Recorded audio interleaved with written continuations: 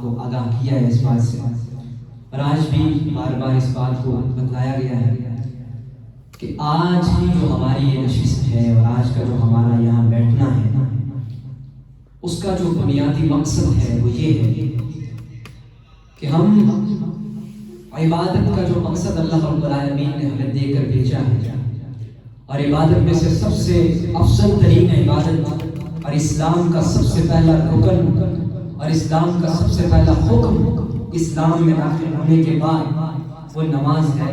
ہم اپنی نمازوں کو درست کریں، اور یہ ہم وہ کام کر رہے ہیں جو نبی کریم صلی اللہ علیہ وسلم اور آپ کے اصحاب اس کام کو کثرت سے کیا کرتے تھے۔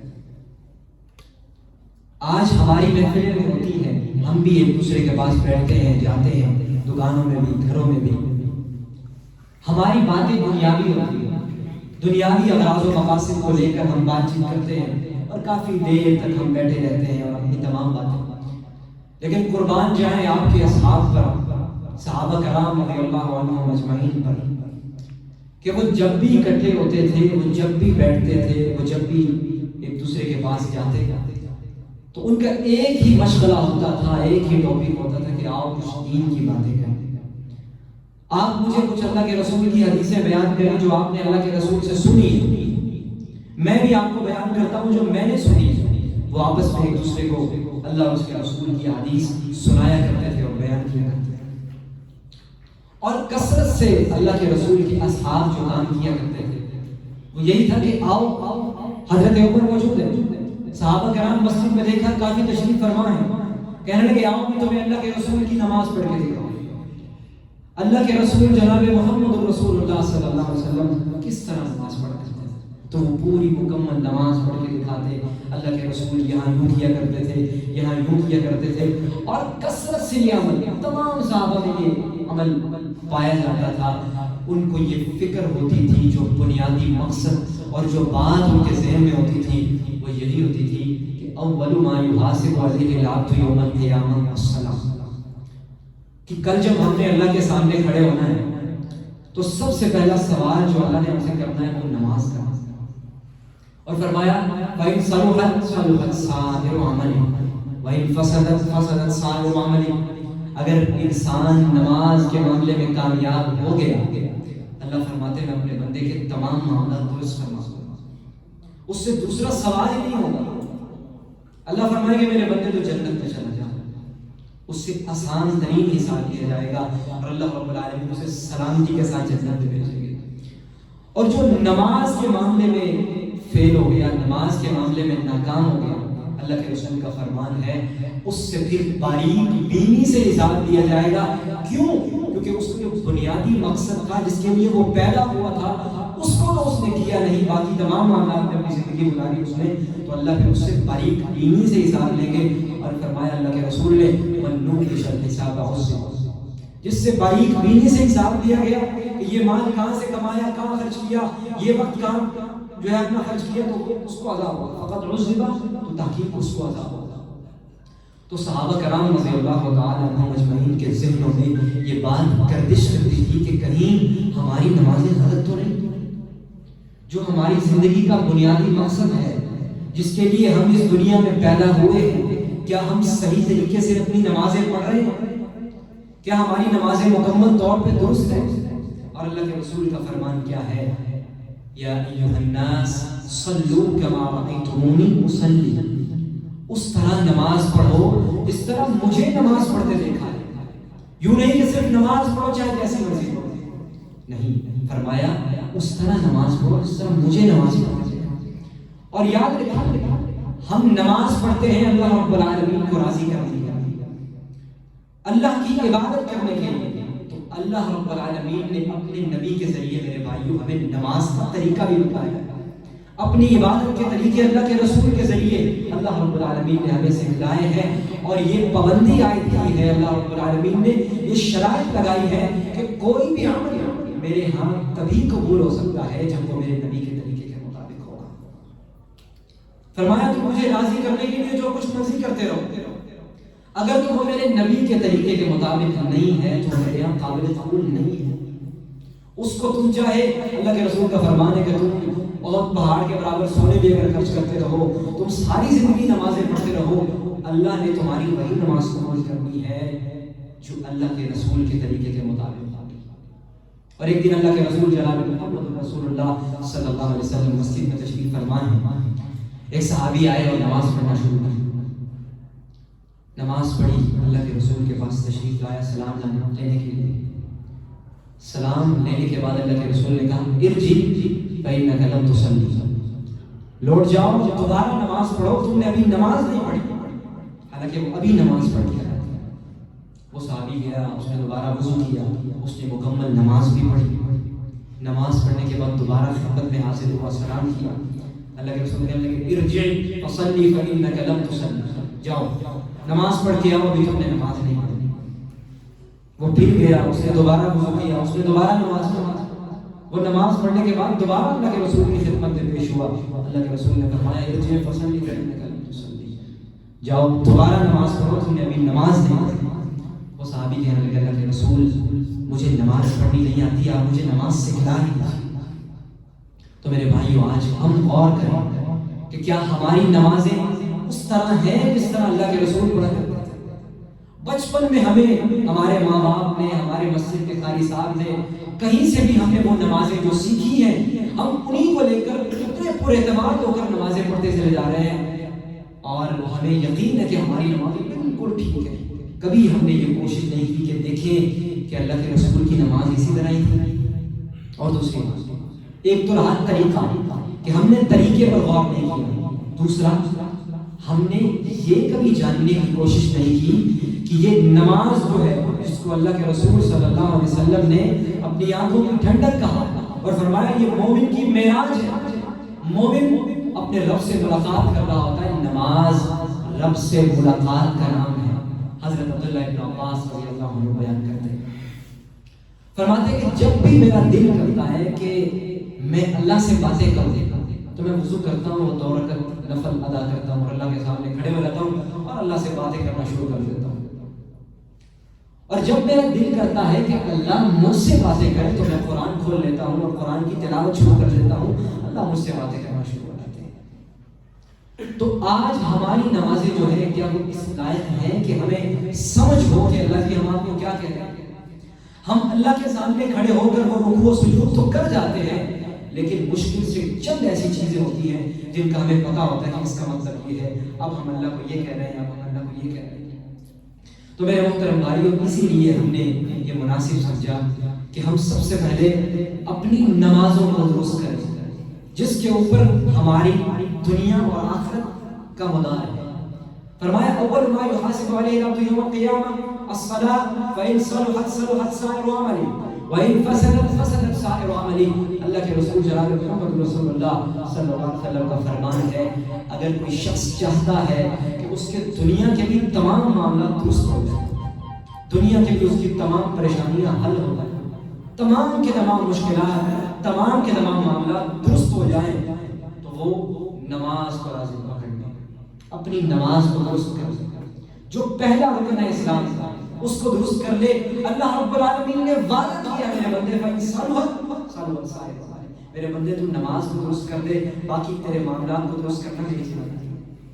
وَإِن فَسَدَتْ فَسَدَتْ سَائِرُ عَمَلِهِ۔ نماز کا میرے بھائیوں ہم معاملہ اپنا ٹھیک نہیں کرتے اور ہم اپنے تمام معاملات میں پڑے ہوئے ہیں، باقی تمام کے تمام نیک اعمال بھی ہم کرتے ہیں، اور ہم دنیا میں ہمیں کوئی پریشانی آ جائے، کوئی بھی مسائل ہو، ہم وظائف کو اختیار کرتے ہیں، باقی تمام راستے اختیار کرتے ہیں، لیکن جو بنیادی راستہ اللہ کے رسول نے ہمیں بتایا ہے اور اللہ نے بتایا ہے وہ نماز کا راستہ ہے کہ ہم نماز کو درست کریں۔ اللہ نے وعدہ کیا میرے بندے میں تیرے دنیا کے بھی تمام معاملات درست کروں گا اور آخرت کے بھی تمام معاملات اللہ رب العالمین فرماتے ہیں کہ درست کروں گا۔ تو میرے محترم بھائیو، یہ ہم وہ کام کر رہے ہیں جو اللہ کے رسول کے اصحاب بھی یہ کام کیا کرتے تھے، اور یہ محفل یقیناً پر نور محفل ہے جس کے اندر اللہ کے فرشتے بھی موجود ہیں، اور وہ یہ لکھ رہے ہیں کہ کون کون سا بندہ اللہ کا یہاں دین کو سیکھنے کے لیے آیا ہے، اور انہوں نے اللہ کے رسول کا فرمان ہے کہ یہ فرشتے دنیا میں گھومتے رہتے ہیں، چکر لگاتے رہتے ہیں، ایسی محفلوں کو ڈھونڈتے ہیں جہاں اللہ اس کے رسول کی باتیں کی جا رہی ہوں، جہاں قرآن کی تلاوت کی جا رہی ہو، جہاں دین کی باتیں کی جا رہی ہوں، جہاں اللہ اس کے رسول کی باتیں کی جا رہی ہوں، اللہ کے رسول فرماتے ہیں کہ وہ فرشتے آ کر اس محفل میں بیٹھ جاتے ہیں اور اپنے پروں سے اس محفل کو ڈھانپ لیتے ہیں۔ اللہ رب العالمین کی رحمت اس محفل پر برسنا شروع ہو جاتی ہے اور وہ فرشتے مسلسل یہ دعائیں کر رہے ہوتے ہیں، اللہم اغفر لنا وارحمنا، اے اللہ ان کو معاف کر دے، اے اللہ ان پر رحم فرما۔ اور جب تک وہ اللہ کے بندے اس محفل میں موجود رہتے ہیں، بیٹھے رہتے ہیں، فرشتے دعائیں کرتے رہتے ہیں، اور محفل کے ختم ہونے کے بعد جب وہ فرشتے اللہ کے پاس جاتے ہیں تو اللہ رب العالمین سے سوال کرتے ہیں کہ کہاں سے آئے، حالانکہ اللہ رب العالمین جانتے ہیں کہ وہ کہاں سے آ رہے ہیں۔ فرشتے اللہ کو بتاتے ہیں اللہ جی ہم فلاں محفل سے آ رہے ہیں جہاں پر اللہ اس کے رسول کی باتیں ہو رہی تھی، اللہ جی جہاں آپ کے قرآن کی تلاوت ہو رہی تھی، وہ دنیا جس کے اندر ہمیں گناہ ہی گناہ نظر آتے ہیں، اللہ جی کثرت سے آپ کی نافرمانی نظر آتی ہے، کثرت سے لوگ آپ کی نافرمانی کر رہے ہیں، مسجدیں ویران ہیں، لیکن اللہ جی ہم کچھ لوگوں کو دیکھ کے آ رہے ہیں وہ آج بھی آپ کے گھر میں بیٹھے ہوئے تھے، اللہ اور اس کے رسول کی باتوں کو سن رہے تھے، ان کے دل جو ہے وہ اللہ اور اس کے رسول کے تابع تھے اور اللہ اور اس کے رسول کی باتوں کو سن رہے تھے۔ اللہ رب العالمین فرماتے ہیں کہ میرے بندو وہ کیا مانگ رہے تھے، وہ کیا سوال کر رہے تھے؟ فرشتے کہتے ہیں اللہ جی ان کا ایک ہی مقصد تھا جو مقصد آپ نے دے کر بھیجا ہے، وہ کہہ رہے تھے اللہم انا نسألک الجنہ ونعوذ بک من النار، اے اللہ ہم تجھ سے جنت کا سوال کرتے ہیں اور جہنم سے تیری پناہ میں آتے ہیں۔ اللہ رب العالمین فرشتوں سے پوچھیں گے اے میرے فرشتوں کیا انہوں نے میری جنت کو دیکھا ہے؟ فرشتے کہیں گے نہیں۔ اللہ فرماتے ہیں اگر وہ میری جنت کو دیکھ لے تو ان کی تڑپ کس قدر بڑھ جائے۔ فرشتے کہیں گے اللہ جی اگر وہ آپ کی جنت کو دیکھ لے تو وہ اپنی زندگی پوری کی پوری زندگی کو آپ کا تابع بنا لے، وہ کوئی بھی کام آپ کی نافرمانی بنا نہ کرے۔ اور دوسرا وہ جہنم سے پناہ مانگ رہے تھے، اللہ فرمائیں گے کیا انہوں نے جہنم کو دیکھا ہے؟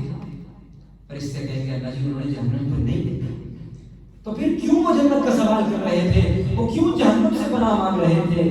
فرشتے کہیں گے اللہ جی یہ وہ لوگ ہیں جو ایمان والے ہیں، جنہوں نے آپ کی کتاب پر بھی ایمان رکھا ہے، جنہوں نے اللہ کے رسول پر بھی ایمان رکھا ہے، اور جو مومن ہیں، جو ایمان والے ہیں۔ اور اللہ نے قرآن میں بھی میرے بھائیوں یہی ترتیب بیان کی ہے کہ والعصر ان الانسان لفی خسر، اللہ فرماتے ہیں زمانے کی قسم تمام کے تمام انسان خسارے میں ہیں۔ جتنے بھی انسان موجود ہیں اس دنیا میں اللہ نے تمام انسانوں کی نفی کی، فرمایا تمام کے تمام انسان خسارے میں ہیں، اور کچھ لوگوں کو سائڈ پہ کر دیا الا الذین آمنوا وعملوا الصالحات، مگر وہ لوگ جو مومن ہیں، جو ایمان والے ہیں، جو ایمان رکھتے ہیں اللہ پر، اس کے رسول پر، اس کی کتابوں پر ایمان رکھنے والے جو لوگ ہیں، اور ایمان رکھنے کے بعد اس کے مطابق زندگی گزارنے والے جو لوگ ہیں، اللہ فرماتے ہیں وہ کامیاب زندگی گزار رہے ہیں، وہ ہمیشہ ہمیشہ کے لیے کامیاب ہونے والے ہیں۔ باقی تمام کے تمام انسان خسارے میں ہیں۔ بظاہر اگر آپ کو نظر آ بھی رہے ہو کہ یار کیا زندگی گزار رہے ہیں، زندگی تو اصل ہے ہی ان کی، لیکن میرے محترم بھائیوں اللہ نے قرآن میں یہ بیان کیا ہے وَلَوْ تَرَىٰ إِذِ الْمُجْرِمُونَ نَاكِسُو رُءُوسِهِمْ عِنْدَ رَبِّهِمْ، کہ وہ میرے بندو جو تم دیکھ رہے ہو اس دنیا میں، تم تو دین پر عمل کر رہے ہو، لیکن تم مجرموں کو دیکھتے ہو کہ وہ اللہ کی زمین پر ظلم بھی کرتے ہیں، نافرمانی بھی کرتے ہیں، اللہ پھر بھی انہیں کچھ نہیں کہتا، اللہ انہیں مال بھی دی جا رہا ہے۔ اللہ اس آیت میں تسلی دے اپنے مومن بندوں کو کہ ربنا ابصرنا وسمعنا فرجعنا نعمل صالحا انا موقنون، کہ ان کو دیکھ کر اپنے ایمان کو متزلزل نہیں کرنا تم لوگوں نے، اپنے ایمان کو خراب نہیں کرنا تم لوگوں نے۔ یہی لوگ کل قیامت کے دن اللہ کے سامنے بے بس ہو کر کھڑے ہوں گے اور یہ کہہ رہے ہوں گے اللہ جی ہمیں واپس بھیج دیں، ہمیں پتہ نہیں تھا ہم زندگی کس لیے اللہ نے ہمیں دی ہے، اللہ جی ہمیں واپس بھیج دیجیے، اب ہم آپ کی عبادت کر کے آئیں گے، اب ہم آپ کے مطابق زندگی گزار کے آئیں گے۔ اللہ فرمائیں گے نہیں، جو زندگی کا وقت تمہیں دیا تھا وہی تمہارا وقت تھا، تم نے اپنے وقت کی قدر نہیں کی، اب ہمیشہ ہمیشہ کے لیے جہنم تمہارے لیے مقرر کی گئی۔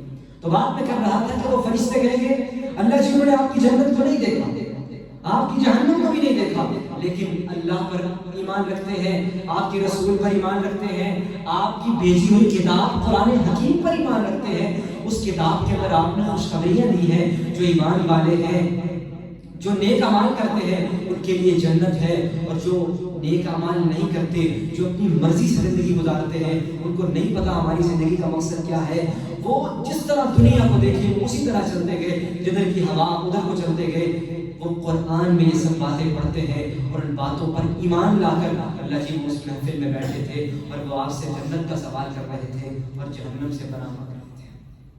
اللہ فرمائیں گے اچھا یہ بات ہے، اللہ فرمائیں گے گواہ ہو جاؤ کہ میں نے ان تمام کے تمام لوگوں کو معاف کر دیا اور میں نے ان پر جنت کو واجب کر دیا۔ اور دوسرے الفاظ میں فرمایا اور دوسرا وہ جہنم سے پناہ مانگ رہے تھے، میرے فرشتوں گواہ ہو جاؤ جو بھی میرے بندے میرے گھر میں مجھے راضی کرنے کی غرض سے آئے تھے، اور جو میرے بندے میرا ذکر کر رہے تھے اور جنت کا سوال کر رہے تھے اور جہنم سے پناہ مانگ رہے تھے، گواہ ہو جاؤ میں ان پر راضی ہو گیا، میں نے ان کو معاف کر دیا اور میں نے ان پر جہنم کو حرام قرار دے دیا۔ میرے محترم بھائیوں، یہ ہماری غلط فہمیاں ہیں کہ اللہ رب العالمین نے ہمیں معاف نہیں کرنا، ہمارے گناہ اس قدر ہیں، ہم تو بہت گناہ گار ہیں، ہماری زندگی نہ کسی کام کی نہیں ہے۔ نہیں میرے محترم بھائیوں، اللہ نے اپنے کلام پاک کے اندر ہمیں جگہ جگہ ہمیں یہ خوشخبریاں سنائی ہے کہ میرے بندے یا ایھا الانسان ما غرک بربک الکریم، تجھے کس چیز نے اپنے کریم رب کے بارے میں دھوکے میں ڈال رکھا؟ قل یا عبادی الذین اسرفوا علی انفسہم لا تقنطوا من رحمت اللہ، اے وہ میرے بندو جنہوں نے اپنی جانوں پر ظلم کیے ہیں، جنہوں نے اپنی جانوں پر جو ہے وہ اسراف کیے ہیں اور اپنی مرضی سے زندگیاں گزاری ہیں، آج بھی تمہارے پاس موقع ہے، آؤ اس سے بخش جو ہے وہ بخش طلب کر لو۔ اللہ فرماتے ہیں لا تقنطوا من رحمت اللہ، میرے بندے جتنے بھی تجھ سے گناہ ہو گئے ہیں میری رحمت سے زیادہ نہیں ہے، میری رحمت سے نا امید نہیں ہونا۔ ان اللہ یغفر الذنوب جميعا، میں تمہارے تمام کے تمام گناہ بخش دینے پر قادر ہوں۔ اور یہ حدیث ہمیں کیا سبق دے کہ وہ بندے جو اس محفل میں آئے، آ کر بیٹھے، اللہ کو راضی کرنے کی غرض سے آئے، اس محفل نے ان کے تمام گناہوں کو بھی بخش دیا اور ان پر جنت کو بھی واجب کر دیا اور ان پر جہنم کو بھی حرام قرار دے دیا، اور اللہ رب العالمین ان پر راضی بھی ہو گیا۔ میرے محترم بھائیوں، ہمارا رب بڑا کریم ہے، ہمارا رب بڑا رحیم ہے، وہ اللہ رب العالمین ہمیں بار بار اپنی کلام پاک کے اندر میرے بھائیوں ہمیں یہ پکار پر اللہ رب العالمین کہہ رہے ہیں میرے بندے تو میری طرف آ تو صحیح، پھر میری بخشش کا خزانہ دیکھ اور میری رحمت دیکھ کہ میں کس طرح تجھے معاف کرتا ہوں اور کس طرح تمہیں اپنے قریب کرتا ہوں۔ میرے محترم بھائیوں، بات یہ ہے کہ ہم نے اپنے آپ کو مسلمان تو کہا ہے لیکن مسلمان کا تقاضا پورا نہیں کیا۔ وہ تقاضا یہ تھا کہ اگر ہم کلام پاک کو پڑھنا شروع کر دیتے، یہی کلام پاک ہی تھی میرے بھائیوں۔ آج میں آپ کے سامنے یہ ساری چیزیں بیان کر رہا ہوں، آپ کو یہ ساری اللہ اور اس کے رسول کی باتوں کو سنا رہا ہوں، تو یہ کہاں سے بیان کر رہا ہوں؟ یہ اللہ کی کتاب سے میں بیان کر رہا ہوں۔ تو میرے محترم بھائیوں، یہ کتاب ہمیں اللہ رب العالمین سے جوڑتی ہے، ہمیں ہماری زندگی کا مقصد بتاتی ہے۔ اگر ہم اس کلام پاک کو پڑھنا شروع کر دیں تو ہماری تمام کے تمام معاملات اللہ رب العالمین نے وعدہ کیا ہے کہ میں تمہارے تمام معاملات درست فرما دوں گا اور تمہیں پاکیزہ اور اطمینان والی اور خوشیوں والی زندگی عطا کروں گا۔ تو میرے محترم بھائیوں، ہمیں کوشش کرنی چاہیے کہ ہم ایک آیت، کم از کم ایک آیت کلام پاک کی پڑھنا شروع کریں۔ میرے محترم بھائیوں، آپ اپنی زندگی میں محسوس کریں گے اگر آپ نے کلام پاک کو شروع کیا، سورۃ الفاتحہ کا ترجمہ آپ نے پڑھا ہے، کچھ آیات آپ جب پڑھ کے دیکھیں گے تو اللہ رب العالمین کی طرف سے آپ کا سینہ کھلنا شروع ہو جائے گا، آپ کے سینے میں ایک نور جو ہے وہ داخل ہونا شروع ہو جائے گا اور اللہ رب العالمین آپ کے قریب ہونا شروع ہو جائے گا۔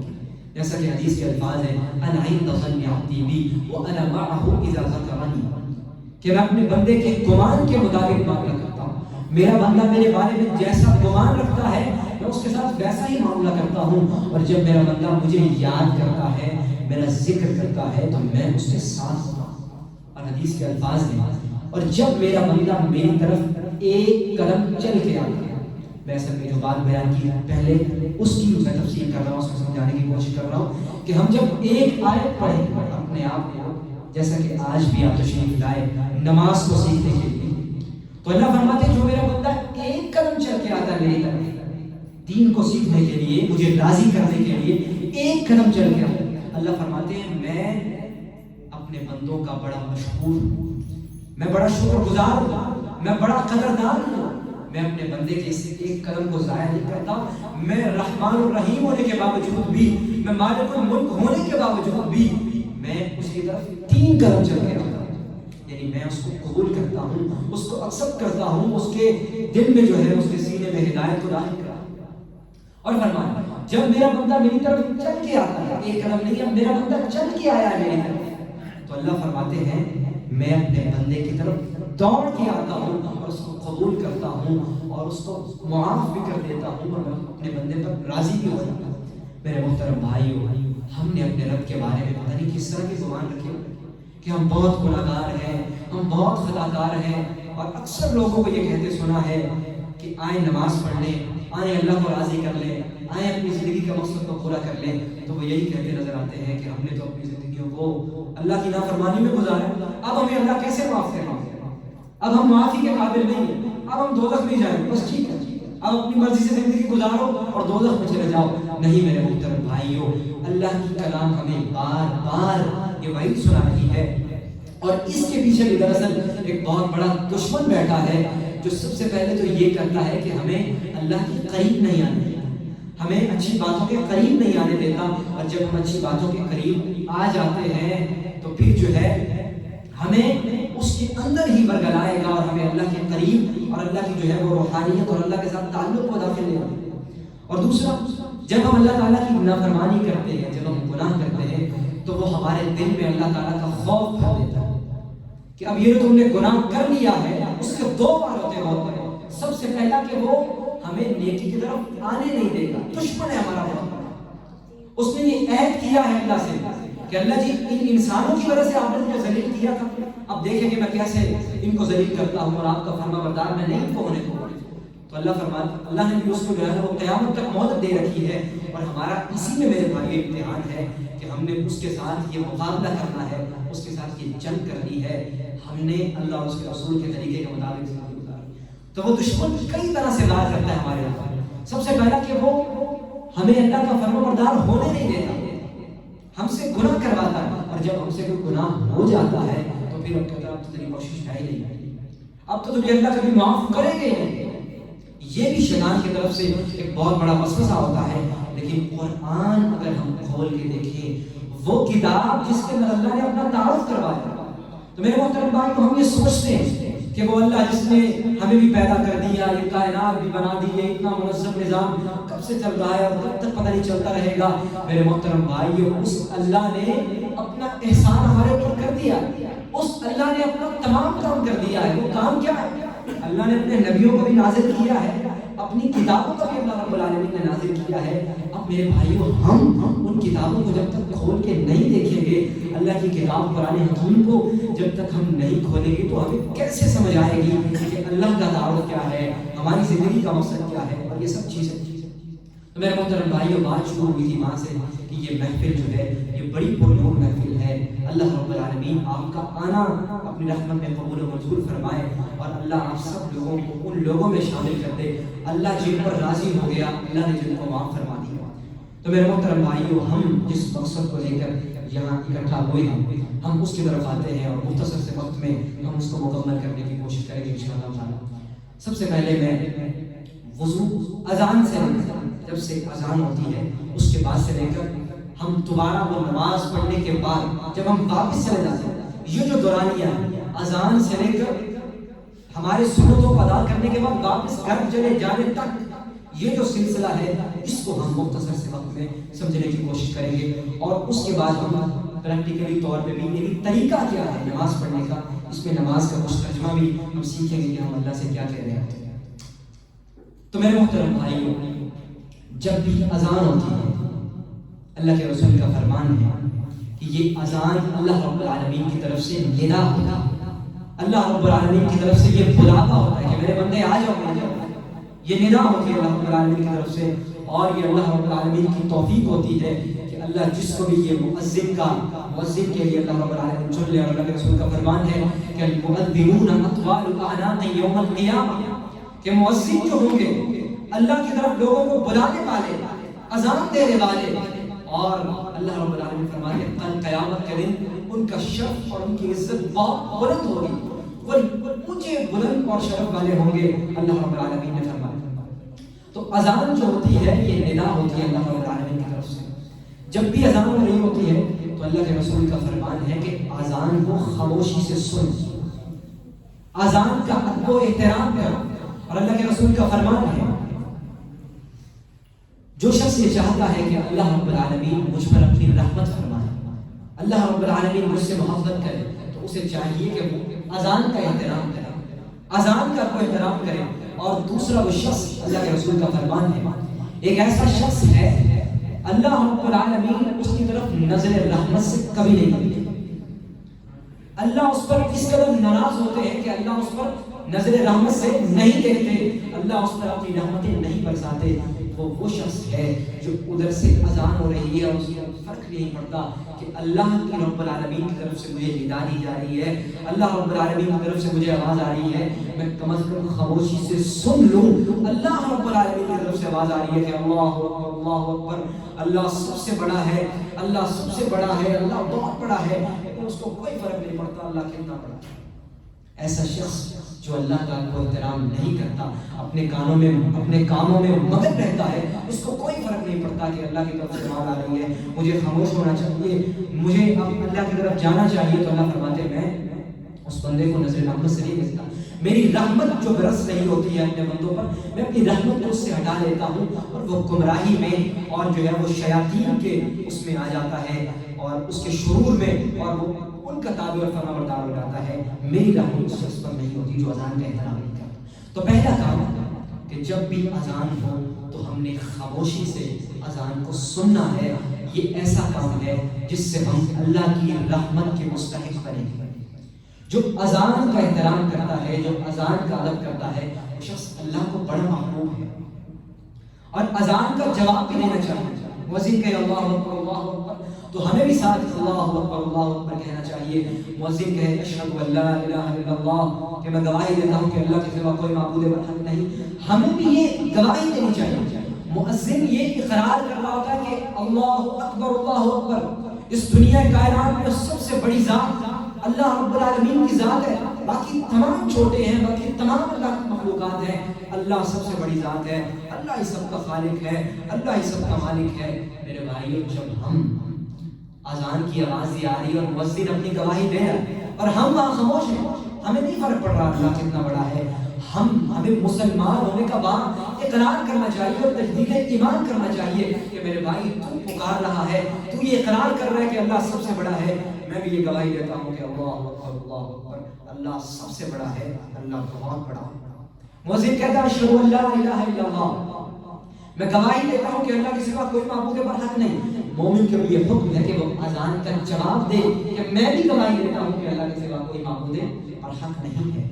اس کو تجدید ایمان کہتے ہیں کہ ایمان کو تازگی بخشنا، کہ میں بھی اللہ کو ایک مانتا ہوں، میں بھی اللہ کی عبادت کرتا ہوں، میں بھی اللہ کا بندہ ہوں، اللہ کا نافرمان نہیں۔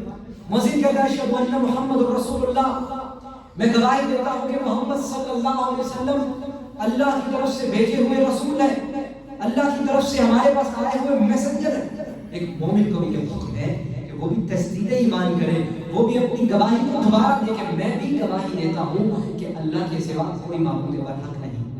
مؤذن یہ گواہی دینے کے بعد بیان کرتا ہے اللہ کا میسج، اللہ کی طرف سے جو ہمیں پیغام ہے کہ اگر یہ گواہی دیتے ہو اللہ سب سے بڑا ہے، اللہ کے سوا کوئی معبود برحق نہیں ہے، محمد صلی اللہ علیہ وسلم اللہ کے رسول ہیں، تو پھر حی علی الصلاۃ، نماز کی طرف آ جاؤ، نماز کی طرف آ جاؤ، اللہ کی عبادت کی طرف آ جاؤ، اور اپنی گواہی کو صحیح معنوں میں کرو، عملی طور پر ثابت کرو کہ میں مانتا ہوں کہ میں مسلمان ہوں، میں مانتا ہوں کہ اللہ کے سوا کوئی معبود برحق نہیں، وہی اکیلا ہے، اور محمد صلی اللہ علیہ وسلم اللہ کے رسول ہیں، عملی طور پر ثابت کرو۔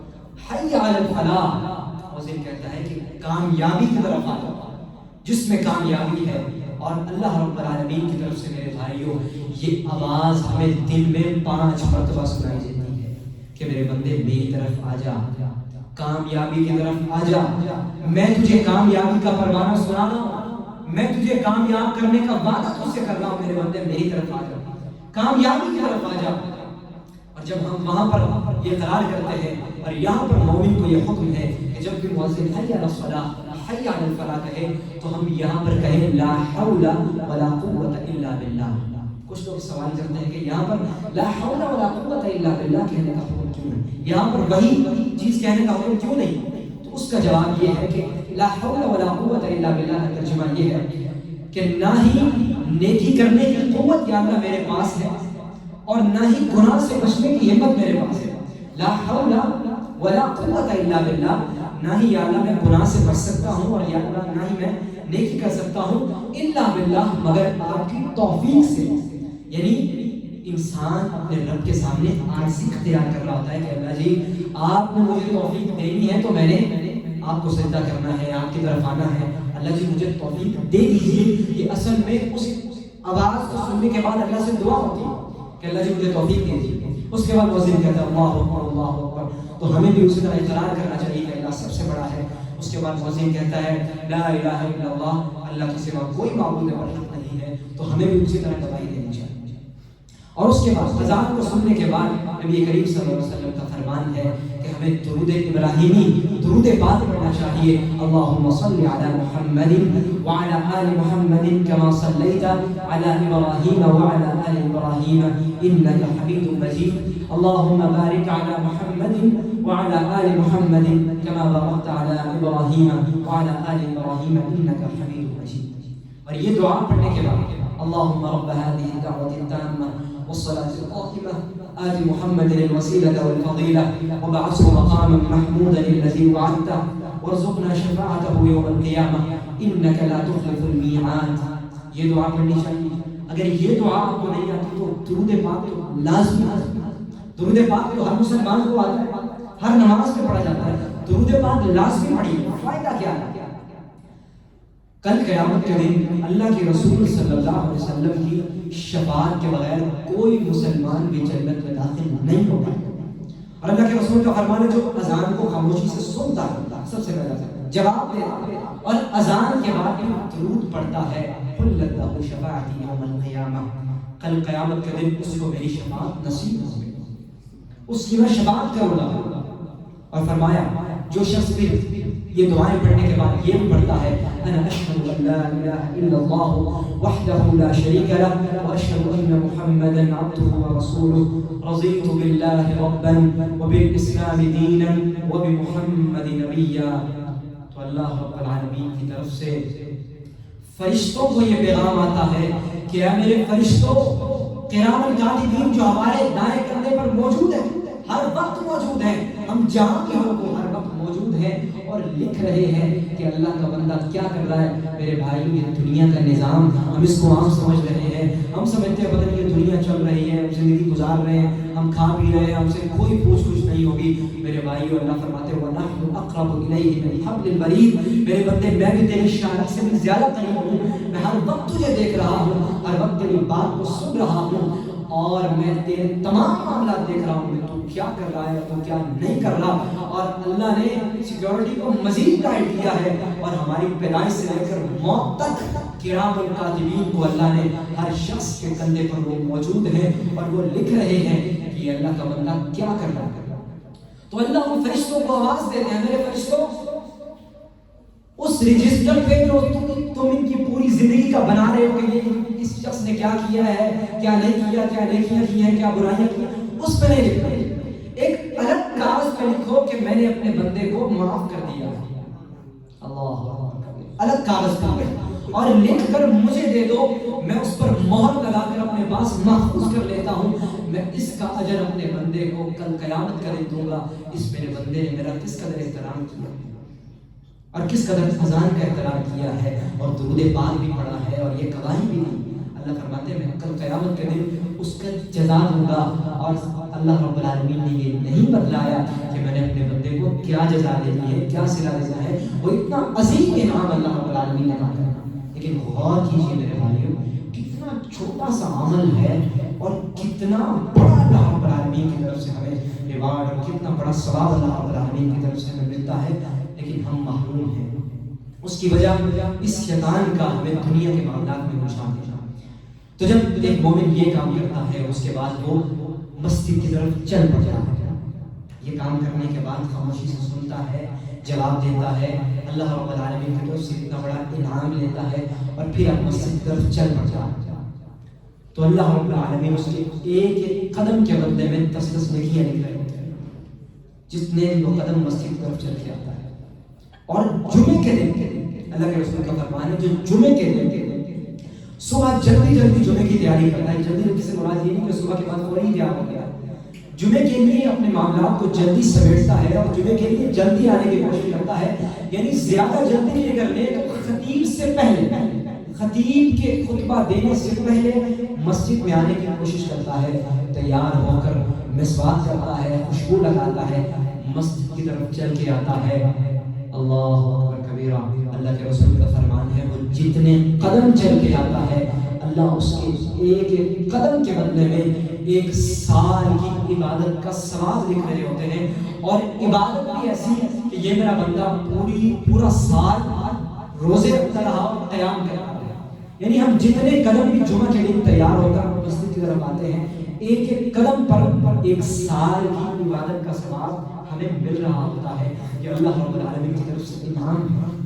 میرے بھائی غور کیجیے، جتنی بھی احادیث میں نے آپ کو سنائی ہیں، اس سے اللہ رب العالمین کا رحیم ہونا ثابت نہیں ہوا، اللہ کا کریم ہونا ثابت نہیں ہوا، اور یہ تمام کی تمام احادیث اللہ رب العالمین نے اپنے نبی کو بتائی ہے، اور اپنے نبی کی یہ ڈیوٹی لگائی ہے، میرے نبی وَأَنزَلْنَا إِلَيْكَ الذِّكْرَ لِتُبَيِّنَ لِلنَّاسِ مَا نُزِّلَ إِلَيْهِمْ وَلَعَلَّهُمْ يَتَفَكَّرُونَ، کہ ہم نے آپ کی طرف ذکر کو نازل کیا ہے، اب یہ آپ کی ذمہ داری ہے کہ آپ لوگوں کے سامنے کھول کر ہر چیز کو بیان کریں۔ تو اللہ رب العالمین کی طرف سے ہمیں کتنا بڑا انعام ملتا ہے جب ہم جمعے کے دن مسجد کی طرف چل کے آتے ہیں، ایک ایک قدم کے بدلے۔ تو جب اللہ کا بندہ مسجد کی طرف، اللہ کے گھر کی طرف چل کے آتا ہے، ایک ایک قدم پر 10 نیکیاں مل رہی ہوتی ہیں، مسجد میں داخل ہوتے ہی یہ دعا پڑھتا ہے، اعوذ باللہ العظیم وبوجهہ الکریم وبسلطانہ القدیم، بسم اللہ والصلاۃ والسلام علی رسول اللہ، اللہم افتح لی ابواب رحمتک، جیسے اتنی دعائیں پڑھ لیتا ہے کہ اللہم افتح لی ابواب رحمتک، کہ اللہ میرے لیے اپنی رحمت کے دروازوں کو کھول دے۔ اللہ رب العالمین فرماتے ہیں کہ اس شخص پر میری رحمتیں برسنا شروع ہو جاتی ہیں۔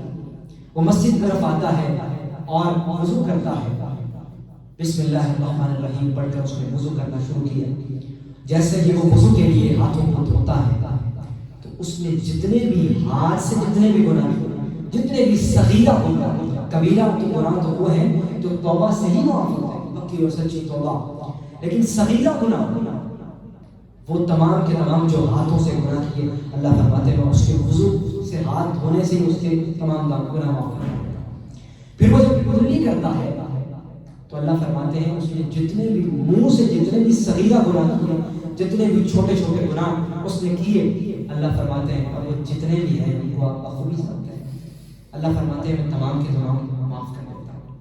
اور جب وہ اسی طرح اپنے ناک میں پانی چڑھاتا ہے، 3 مرتبہ کلی کرتا ہے، 3 مرتبہ اپنی ناک میں جو ہے وہ پانی چڑھاتا ہے، اس کے بعد وہ اپنے چہرے پہ 3 مرتبہ، چہرے کو 3 مرتبہ دھوتا ہے، تو اللہ کے رسول کا فرمان ہے اس نے جتنے بھی آنکھوں سے جتنے بھی گناہ کیے اور اس کے چہرے سے جتنے بھی گناہ ہوئے، اللہ اس کے چہرے سے اور اس کی آنکھوں سے جتنے بھی گناہ ہوئے اللہ معاف فرماتا ہے۔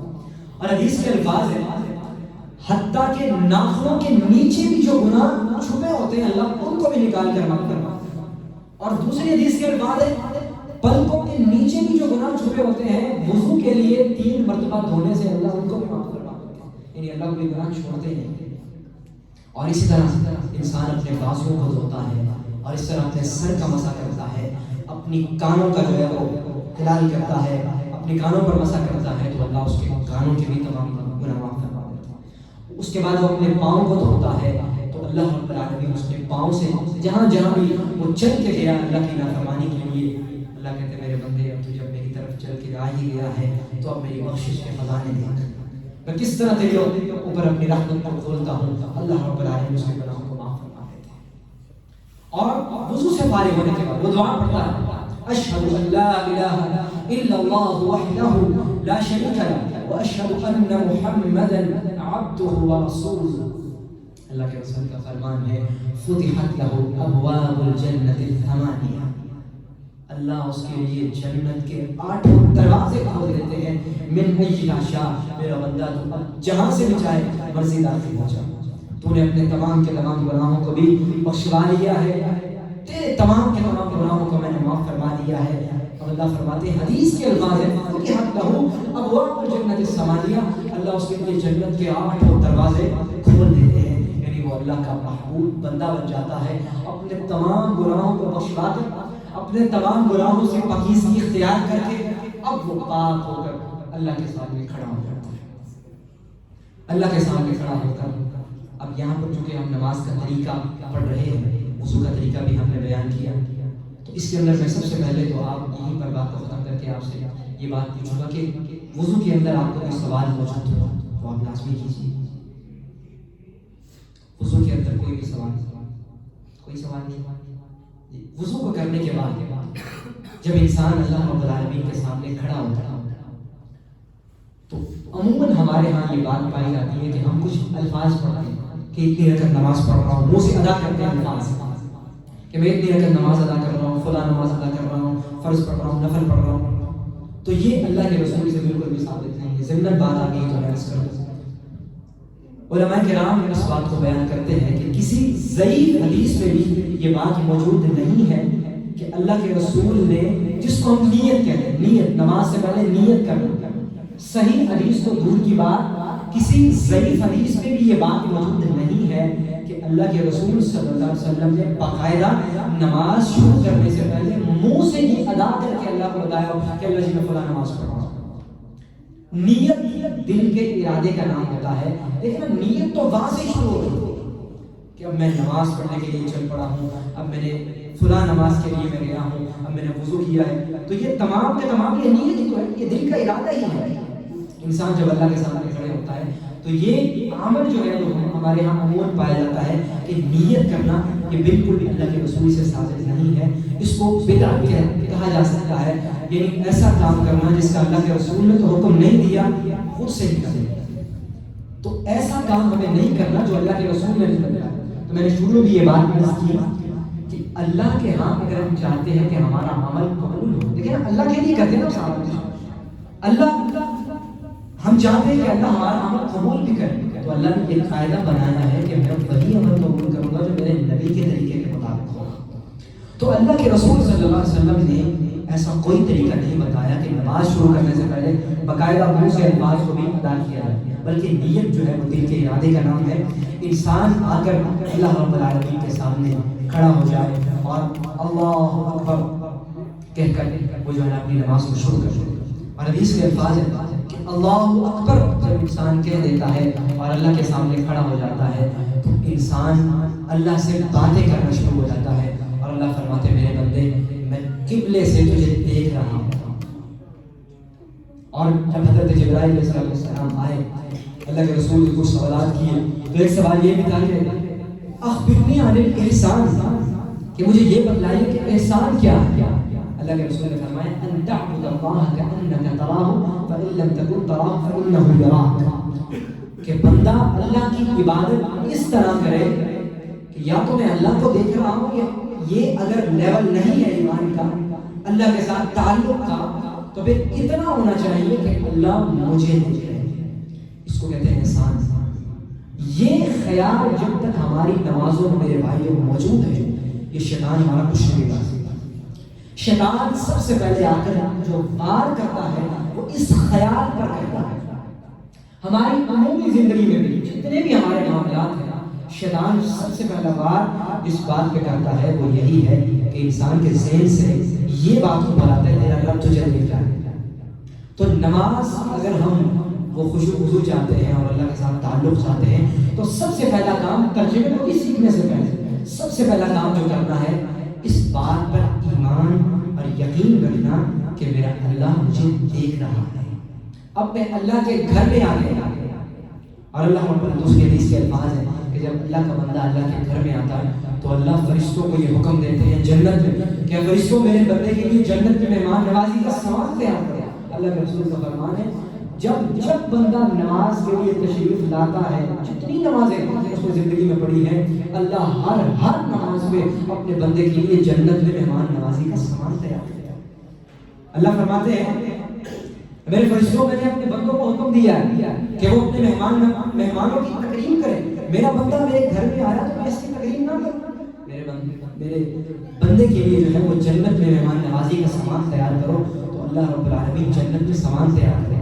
تو ہم جب اللہ کے گھر میں آئے ہیں تو ہمیں یہ خیال سب سے پہلے دل میں رکھنا ہے کہ میرا اللہ مجھے دیکھ رہا ہے, میں اللہ کے گھر میں آ گیا ہوں. اللہ رب العالمین اور حدیث کے الفاظ ہیں اقرب ما یکون العبد وهو ساجد, سب سے زیادہ اللہ رب العالمین جب بندے کے قریب ہوتا ہے وہ نماز کی حالت ہے اور وہ سجدے کی حالت ہے. سجدے میں اللہ رب العالمین انسان کے سب سے زیادہ قریب ہوتا ہے اور اللہ رب العالمین اس کی طرف متوجہ ہوتا ہے. لیکن آج کل ہم نمازیں تو پڑھتے ہیں, یعنی عموماً ہماری نمازیں تو چل رہی ہیں, لیکن بات یہ ہے کہ جب ہم یہ خیال اپنے دل کے اندر پیدا نہیں کرتے کہ اللہ ہمیں دیکھ رہا ہے نہیں, ہم نے اپنی نمازوں کو جو ہے نا وہ آٹو پہ لگا دیا. امام کے پیچھے کھڑے ہو گئے, اس نے اللہ اکبر کہا تو ہم نے بھی کہہ دیا, وہ جس طرح کرتا گیا ہم کرتے گئے. آٹو سسٹم ہماری زندگی کا چلا ہوتا ہے. یہ نماز کا نام نہیں ہے میرے بھائیوں. اگر چاہتے ہیں کہ نماز میں اللہ کی رحمتیں ہمارے اوپر برسے, ہمیں وہ روحانیت, وہ ایمان, وہ مٹھاس وہ محسوس ہو کہ واقعی نماز جو ہے نا مومن کی معراج ہوتا ہے. نماز سے انسان اللہ سے باتیں کر لیتا ہے. اگر ہم چاہتے ہیں تو سب سے پہلا کام یہ خیال اپنے ذہن سے نہیں کرنے دینا کہ اللہ مجھے دیکھ رہے ہیں. تو اللہ اکبر کہہ کر جب انسان اللہ کے سامنے کھڑے ہوتا ہے تو سب سے پہلی جو دعا ہے وہ ہے دعائے استفتاح کہ سبحانک اللہم وبحمدک وتبارک اسمک وتعالی جدک ولا الہ غیرک. بندہ اللہ کے سامنے کھڑے ہو کر سب سے پہلے اللہ کی تعریف تحمید بیان کرتا ہے کہ سبحانک اللہم, یہاں سے آپ میرے ساتھ پڑھیں گے سبحانک اللہم, اے اللہ تو پاک ہے. پڑھیے اس طرح تو میں مکمل بیان کر دوں گا اور کچھ بھی آپ کو سمجھ نہیں آئے گی تو ساتھ ساتھ بیان کیجیے. سبحانک اللہم, اے اللہ تو پاک ہے, وبحمدک, اور تمام کی تمام تعریفات تیرے لیے, وتبارک اسمک, تیرا نام بڑا بابرکت ہے, وتعالی جدک, اور تیری شان بڑی بلند ہے, ولا الہ غیرک, اور تیرے سوا کوئی معبود برحق نہیں ہے, تیرے سوا کوئی الہ نہیں ہے. بندہ یہ اقرار کر کے اس کے بعد جو اللہ کے رسول کا حکم ہے کہ سب سے پہلے شیطان سے پناہ مانگنا, اور قرآن مجید میں بھی اللہ رب العالمین نے یہ بات بیان کی ہے کہ فَإِذَا قَرَأْتَ الْقُرْآنَ فَاسْتَعِذْ بِاللَّهِ مِنَ الشَّيْطَانِ الرَّجِيمِ, کہ جب بھی آپ قرآن کی تلاوت کرنا شروع کریں تو اس شیطان سے سب سے پہلے پناہ مانگنا, سب سے پہلے اس دشمن سے پناہ مانگنا. تو سب سے پہلا کام ہم نے کرنا ہے اعوذ باللہ من الشیطان الرجیم, کہ میں پناہ میں آتا ہوں اللہ کی شیطان مردود سے. اس کے بعد بسم اللہ الرحمن الرحیم, میں شروع کرتا ہوں اللہ کے نام سے جو بڑا مہربان نہایت رحم کرنے والا ہے. اور اس یہاں پر ایک اور ہی بہت اچھی بات میں آپ کو بتا دوں کہ قرآن مجید شروع کرتے ہیں اللہ رب العالمین نے اپنا تعارف کروانا شروع کر دیا. قرآن کریم کو شروع کیا, اللہ فرماتے میرے بندے اگر تم مجھے جاننا چاہتا ہے تو قرآن کریم اٹھاؤ اور قرآن کریم کو پڑھنا شروع کرو. قرآن کریم کے آغاز میں میں نے اپنا تعارف کروا دیا. قرآن کریم کا آغاز کیا اللہ رب العالمین نے بسم اللہ الرحمن الرحیم, میں شروع کرتا ہوں اس اللہ کے نام سے جو بڑا مہربان نہایت رحم کرنے والا ہے, جو بڑا رحیم ہے, جو بڑی محبت کرنے والا ہے. اللہ رب العالمین قرآن شروع کرتے اپنا تعارف کروا رہے ہیں اور یہ اللہ رب العالمین نے اپنا تعارف کروا. اس کے بعد سورۃ الفاتحہ فرمایا بندہ پڑھتا ہے الحمدللہ رب العالمین, اور یہ اقرار کرتا ہے کہ تمام کی تمام تعریفات اللہ رب العالمین کے لیے ہیں جو تمام جہانوں کا پالنے والا ہے. یعنی وہ اپنے ذہن میں یہ تصور پیدا کرتا ہے کہ اس کائنات میں جو جو بھی نظام چلا الحمدللہ, تمام کی تمام تعریفات, پوری کائنات کا نظام, یہ دن اور رات کا آنا جانا, یہ کائنات کا منظم نظام جو چل رہا ہے, میری ایک ایک سانس کا نکلنا, یہ پورا نظام جو بھی چل رہا ہے الحمدللہ رب العالمین, تمام کی تمام تعریفات اللہ رب العالمین کے لیے ہے جو تمام جہانوں کا پالنے والا ہے. اب یہاں پر ایک سوال اکثر لوگ کیا کرتے ہیں کہ جہان تو ایک ہی ہے, کہ جہانوں کا پالنے والے سے کیا مطلب؟ اس کا علماء کرام نے ایک جامع معنی کیا, وہ یہی کہ جہانوں سے مراد یہ کہ اللہ اپنی تمام مخلوقات کو پالنے والا ہے, ہر مخلوقات کا ایک جہان ہے، ہر مخلوقات کی الگ زندگی ہے. جو اللہ رب العالمین تمام جہانوں کو پالنے والا ہے، جو تمام مخلوقات کو پالنے والا ہے. تو شروع میں تعارف کروایا اور پھر فرمایا الرحمن الرحیم. تمام تعریفات اللہ رب العالمین کے لیے ہے جو تمام جہانوں کا پالنے والا ہے. الرحمن الرحیم جو بڑا مہربان نہایت رحم کرنے والا ہے. مالک یوم الدین جو روز جزا کا مالک ہے، جو قیامت کے دن کا مالک ہے. یہاں پر بندہ تین چیزوں کا اقرار کر رہا ہے کہ تمام کی تمام تعریفات صرف اسی کے لیے ہے جو تمام جہانوں کا پال رہا ہے. یعنی کہ اللہ رب العالمین کی خصوصیات ہیں. اللہ پوری کائنات کو چلانے والا، پوری کائنات کا نظام چلا رہا ہے، اور وہ رب بڑا مہربان نہایت رحم کرنے والا ہے. اور وہ رب جو ہے وہ کل قیامت کے دن کا مالک ہے. اور وہی اللہ نے فرمایا والامر یومئذ للہ، کل قیامت کے دن صرف اللہ رب العالمین کا حکم ہی چلے گا اور تب کسی کا حکم نہیں چلے گا. تو بندہ یہ قرار کرتا ہے. یہ تین آیات سورۃ الفاتحہ کی یہ اللہ کی تعریف کی. یعنی بندہ جب اللہ کے سامنے کھڑا ہوا سبحانک اللہم سے لے کر مالک یوم الدین تک اللہ کی تعریف بیان کی، یہ اقرار کیا. اس کے بعد بندہ اپنی بندگی کا اقرار کرتا ہے. ایاک نعبد و ایاک نستعین. اللہ جی میں آپ ہی کی عبادت کرتا ہوں اور آپ ہی سے مدد کرتا ہوں. اللہ کے سامنے اپنی بندگی کا اقرار کیا. اور یہ اقرار کرنے کے بعد پھر بندہ کہتا ہے اہدنا الصراط المستقیم. اے اللہ مجھے سیدھے راستے پر چلا، اے اللہ مجھے صراط مستقیم پر چلا. صراط الذین انعمت علیہم، راستہ ان لوگوں کا، ان لوگوں کے راستے پر یا اللہ مجھے چلا دے جو تیرے انعام یافتہ لوگ ہیں، جن پر تو نے انعام کیا. غیر المغضوب علیہم ولا الضالین. اے اللہ مجھے ان لوگوں کے راستے سے بچا لے جن پر تیرا غضب ہوا اور جن کو تو نے گمراہ کر دیا. اور ایک دوسری حدیث کے الفاظ ہیں اللہ اکبر کبیر. اللہ کے رسول کا فرمان ہے جب بندہ اللہ کے سامنے کھڑے ہو کر یہ اقرار کرتا ہے الحمدللہ رب العالمین، سورۃ الفاتحہ پڑھنا شروع کرتا ہے اور کہتا ہے الحمدللہ رب العالمین کہ تمام تعریفات اللہ رب العالمین کے لیے ہیں جو تمام جہانوں کا پالنے والا ہے. اللہ فرماتے ہیں حمیدنی عبدی، میرے بندے نے میری تعریف بیان کی. یعنی ہمیں یہ ایمان اور یقین ہونا چاہیے کہ اللہ کے رسول کا فرمان ہے، اور اللہ کے رسول کا جو فرمان ہوتا ہے ان ہوا الا وحی یوحی. اللہ فرماتے ہیں میرا نبی خود سے نہیں بولتا، اپنی خواہشات سے نہیں بولتا، وہ وہی بولتا ہے جو میں حکم دیتا ہوں.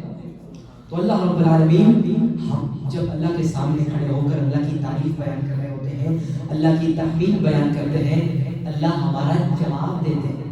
اور اللہ اپنے ہر بندے کا جواب دیتے ہیں کہ حمیدنی عبدی، میرے بندے نے میری تعریف بیان کی.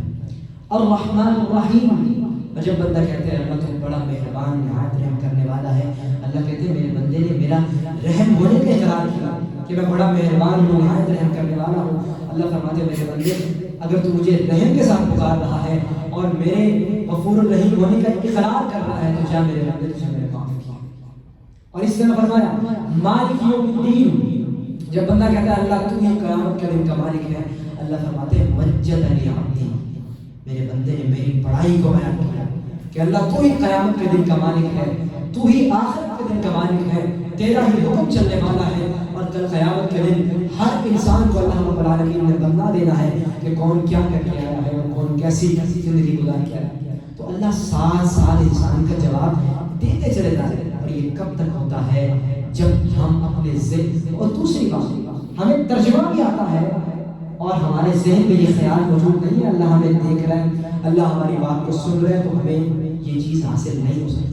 اللہ فرماتے میرے بندے تو میرے سامنے آ کر کھڑا تو ہو گئے، لیکن جب تو نے میرا احترام نہیں کیا، تجھے پتہ ہی نہیں ہے میں کس کے سامنے کھڑا ہوں. نماز میں بھی اپنے دنیاوی معاملات، نماز میں بھی اپنی تمام کے تمام چیزوں کو درست کرنا. اللہ فرماتے جب میرے بندے تجھے میری فکر نہیں ہے، میرا احترام نہیں ہے، تو اللہ بھی پھر اس کا جواب بھی نہیں دیتے اور اللہ اس پر اپنی رحمتوں کو بھی نہیں برساتے. حدیث کے الفاظ. اور جب بندہ پوری توجہ سے یہ باتیں اللہ سے پورے لگاؤ سے کہہ رہا ہوتا ہے، ترجمے کو سمجھ کر دل کی گہرائی سے، وہ آسمان و زمین کا مالک جو پوری کائنات کا نظام چلانے والا ہے، جس کے حکم سے میرے مالک ہمارا ایک سانس نکل رہا ہے، وہ ہمارا جواب دے رہا ہے. اور اس کے بعد بندہ اقرار کرتا ہے ایاک نعبد و ایاک نستعین، اے اللہ تیری عبادت کرتا ہوں، تجھ سے مدد مانگتا ہوں. تو اللہ فرماتے ہیں میرے بندے تو نے میری بندگی کا اقرار کر لیا ہے، تو اب مانگ جو مانگ میں تجھے عطا کروں گا. اس کے بعد بندہ پھر ایک بہت بڑی دعا کرتا ہے کہ جس سے بڑی کوئی دعا نہیں ہے, اور وہ دعا بھی اللہ نے سکھائی. اهدنا الصراط المستقیم. بہت بڑی دعا یہ نہیں ہے کہ اللہ مجھے دنیا کی نعمتیں عطا کر, مجھے دنیا کی آسائشیں عطا کر, مجھے دنیا کی تمام نعمتیں مل جائیں. بہت بڑی دعا یہ ہے اهدنا الصراط المستقیم. اللہ مجھے جنت کے راستے پر چلا دے. جو صراط مستقیم ہے, جو عظیم کامیابی کو حاصل کرنے کا راستہ ہے, جو ہمیشہ کی زندگی ہے, جو بادشاہ کی زندگی کا راستہ ہے, اهدنا الصراط المستقیم. سیدھے راستے پر اللہ مجھے چلا دے. اور پھر بتا کہ الصراط الذین انعمت علیہم. اللہ مجھے ان لوگوں کے راستے پر چلا جن پر تو نے انعام کیا. اے اللہ اس دنیا میں تیرے کتنے لوگ آئے اور کتنے گئے, ابھی بھی کتنے لوگ بس رہے ہیں اور کتنے اس دنیا کتنے بس رہے ہیں اور کتنے ابھی آنے ہیں اس دنیا میں. یا اللہ تیرے نیک لوگ بھی ہیں, تیرے نافرمان لوگ بھی ہیں, لیکن مجھے اللہ ان لوگوں میں شامل کر دے جو تیرے انعام یافتہ لوگ ہیں, جن پر تو نے انعام دیے دنیا میں بھی, ان کی تمام معاملات درست فرمائے, ان پر جو ہے اپنی رحمتوں کو برسایا, اور آخرت میں بھی تیرے انعام ان کو حاصل ہوئے. اے اللہ مجھے ان کے راستے پر چلا. غیر المغضوب علیہم ولا الضالین. آمین. اللہ مجھے ان لوگوں کے راستے سے بچا جن پر تیرا غضب ہوا اور جن کو تو نے گمراہ کر دیا. اللہ مجھے ان لوگوں کے راستے سے بچا. یہ بہت بڑی دعا, اور تبھی اللہ نے یہ دعا سکھلائی. اور دوسری حدیث کے الفاظ اللہ کے رسول کا فرمان ہے کہ جب بھی انسان نماز پڑھتا ہے, نماز کے لیے کھڑا ہوتا ہے, تو لا صلاۃ لمن لم یقرأ بفاتحۃ الکتاب. اس شخص کی کوئی نماز نہیں ہے جس نے سورۃ الفاتحہ نہیں پڑھی. وہ رکعت چاہے وہ امام کے پیچھے بھی آ کر کھڑا ہوا ہے, ابھی نماز ہو رہی تھی, وہ امام کے ساتھ بعد میں آ کر ملا ہے, اگر سورۃ الفاتحہ نہیں پڑھی تو فرمایا لا صلاۃ لمن لم یقرأ بفاتحۃ الکتاب. اس شخص کی کوئی نماز نہیں ہے, وہ رکعت شمار نہیں ہوگی جس میں سورۃ الفاتحہ نہیں ہے. اور یہ لا صلاۃ فرمایا کوئی نماز نہیں, نہ فرض نماز, نہ نماز جمعہ, نہ نماز عید, نہ نماز جنازہ, کوئی بھی نماز سورۃ الفاتحہ کے بغیر نہیں ہو سکتی. سورۃ الفاتحہ لازم اور ملزوم ہے.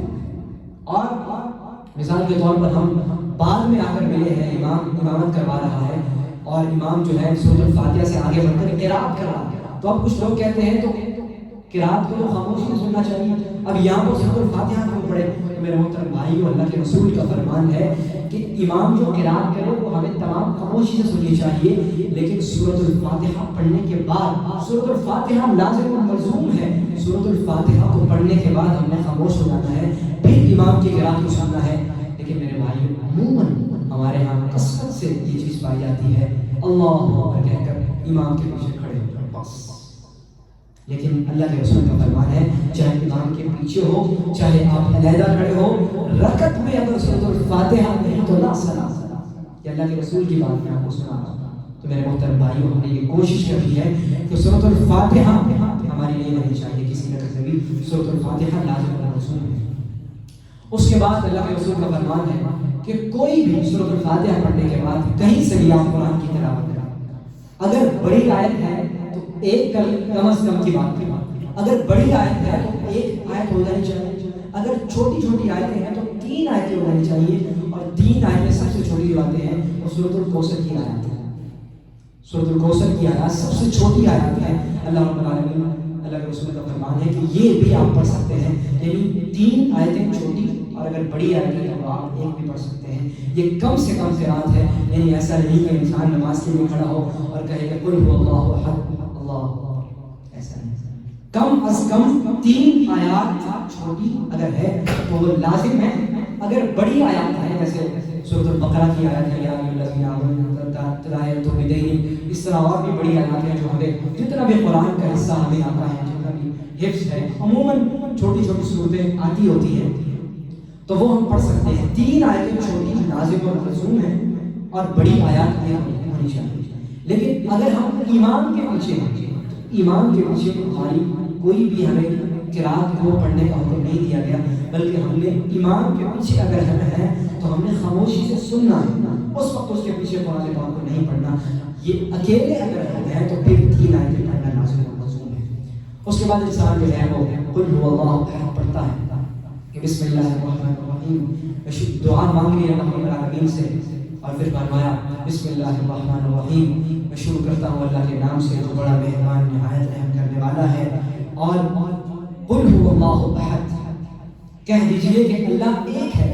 اور ہمیشہ یاد رکھیں کہ قرآن پاک جو ہوتا ہے وہ اللہ کا ہمیں جواب ہوتا ہے، یعنی قرآن کریم کے اندر اللہ ہم سے باتیں کر رہے تھے، جیسا کہ سیدنا عبداللہ بن عباس کا عمل بھی میں نے آپ کے سامنے پیش کیا کہ وہ جب بھی چاہتے تھے کہ میں اللہ سے باتیں کروں تو نماز پڑھتے تھے، اور جب چاہتے تھے کہ اللہ مجھ سے باتیں کرے تو کیا کرتے تھے؟ قرآن پڑھتے تھے۔ قرآن میں اللہ ہم سے باتیں کر رہے ہوتے ہیں، ہم سے ہم کلام کریں۔ تو یہ اقرار کرنے کے بعد اللہ رب العالمین انسان سے ہم کلام ہوتے ہیں، اور انسان اللہ کی کلام کو پڑھتا ہے کہ قل هو اللہ احد، میرے بندے کہہ دے۔ اور اللہ نے اپنے نبی کو حکم دیا کہ وہ اللہ ایک ہے، اس کے سوا کوئی معبود برحق نہیں، وہ اکیلا وحدہ لا شریک ہے۔ اللہ الصمد، وہ اللہ بے نیاز ہے، جیسا کہ عیسائیوں کا عقیدہ ہے کہ اللہ کی بیوی بھی ہے، اللہ کا بیٹا بھی ہے، نعوذ باللہ من ذالک عیسائیوں کا۔ تو اللہ رب العالمین نے اس آیت میں شرک کی کمر توڑ دی۔ اللہ رب العالمین نے تمام کے تمام مشرکین کو منہ توڑ جواب دے دیا، اور اس آیت کا جو فضیلت ہے وہ بھی بہت بڑی ہے۔ اللہ کے رسول کا فرمان ہے جو ایک مرتبہ قل هو اللہ احد پوری سورت کی تلاوت کرتا ہے تو اللہ رب العالمین اسے تیسرا حصہ پورا قرآن کی تلاوت کرنے کا اجر دے دیتا ہے۔ یعنی قرآن کے 30 پارے ہیں تو 10 پارے تلاوت کرنے کا اجر اللہ رب العالمین ایک مرتبہ سورۃ الاخلاص پڑھنے والے شخص کو عطا کر دیتے ہیں۔ تو اس آیت کے اندر، اس سورت کے اندر اللہ رب العالمین نے اپنی توحید کو بیان کیا ہے، اور اپنی توحید اور وحدانیت کا اقرار کروایا ہے اپنے نبی سے بھی اور اپنے بندوں سے بھی کہ قل هو اللہ احد، کہہ دیجئے کہ اللہ ایک ہے، اللہ الصمد، اللہ بے نیاز ہے، لم یلد ولم یولد، نہ اس کی کوئی اولاد ہے نہ وہ کسی کی اولاد ہے، ولم یکن لہ کفوا احد، اس کا کوئی ہمسر نہیں ہے، اس کا کوئی ساتھی نہیں ہے، وہ اکیلا پروردگار ہے، وہ اکیلا خالق ہے، وہ اکیلا مالک ہے، اس کے ساتھ کوئی نہیں۔ یہاں پر بھی ہمارے استاد شفیق رحمان دراوی بڑی پیاری بات کیا کرتے تھے کہ قرآن پاک میں اللہ نے ایک بڑی پیاری بات کی کہ لم یلد ولم یولد، کہ نہ اس کی کوئی اولاد ہے اور نہ وہ کسی کی اولاد ہے، یعنی اللہ کے والدین بھی نہیں۔ تو اللہ نے پھر پیار کس سے کرنا ہے؟ اللہ کو ایک انسان جو ہے، ایک فطرتی بات ہے کہ پیار انسان کو اپنی اولاد سے ہوتا ہے، اپنے والدین سے ہوتا ہے، سب سے زیادہ کس سے پیار سے ہوتا ہے؟ تو اللہ فرماتا، اور ہمارے استاد کہتے تھے کہ لم یلد ولم یولد، نہ تو اللہ کی کوئی اولاد ہے اور نہ وہ کسی کی اولاد ہے۔ تو اللہ نے اس آیت کے اندر یہ بات بیان کی ہے کہ میرے بندے میں اکیلا ہوں اور میں تجھ سے پیار کرتا ہوں۔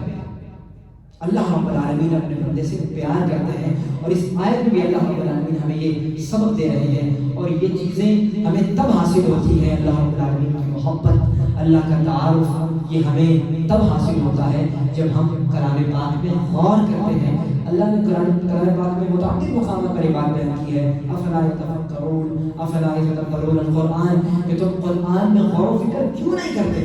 اللہ رب العالمین نے اس میں تمہارے لیے بہت بڑے خزانے چھپائے ہوئے ہیں۔ تو اللہ رب العالمین اس آیت میں ایک تو اپنی وحدانیت کا اقرار کروا رہے ہیں اور اپنی محبت کا اظہار بھی کر رہے ہیں۔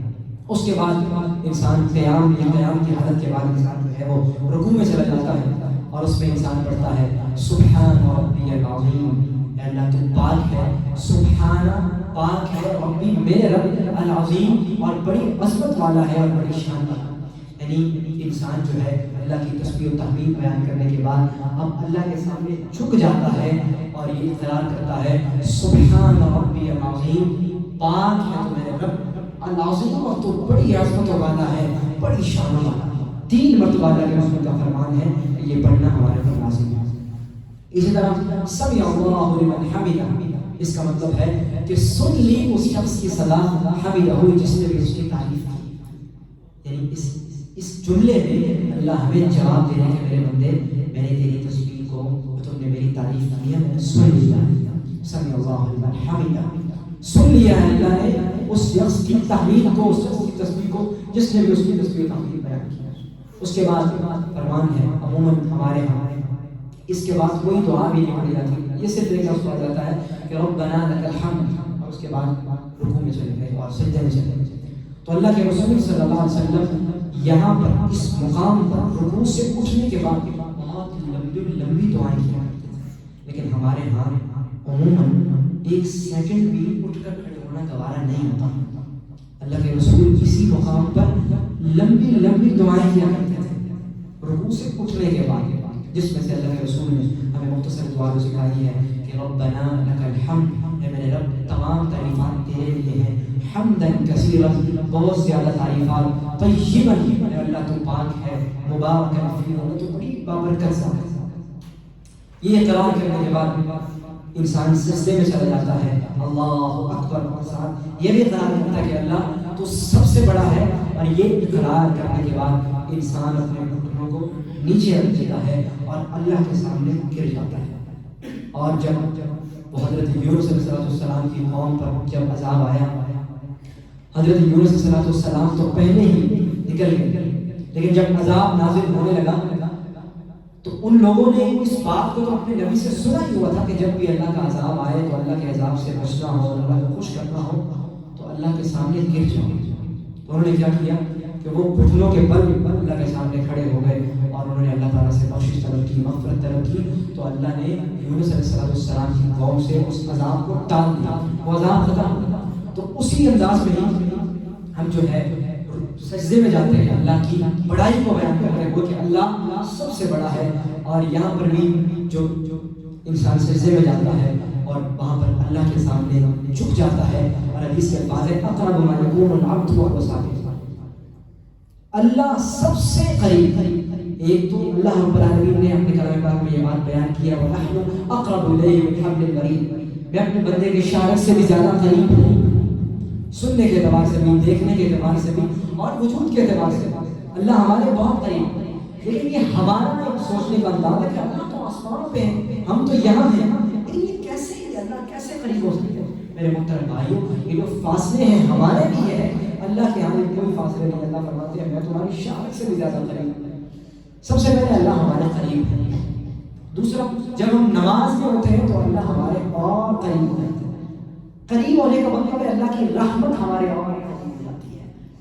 اور سب سے بڑی حالت اور سب سے زیادہ جب اللہ کی رحمت بھی برستی ہے، اللہ کی محبت بھی ملتی ہے اور اللہ انسان کے قریب ہوتے ہیں، وہ سجدے کی حالت ہوتی ہے۔